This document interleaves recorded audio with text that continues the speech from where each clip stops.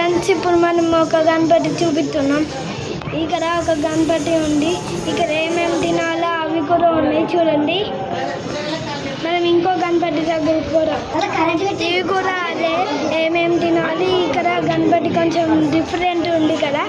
ఇంకో తాట గణపతి చూపిస్తాం చూడండి. ఇక్కడ కూడా అదే ఏమేమి తినాలి ఏమున్నాయి.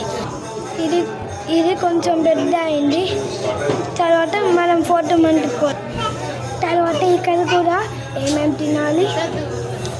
తర్వాత ఇక్కడ ఒక బేబీ కొంచెం పెద్ద అయింది చూడండి. ఇక్కడ కూడా అవే ఏమేమి తినాలి. ఇక్కడ 300 kgs పెరిగింది చూడండి.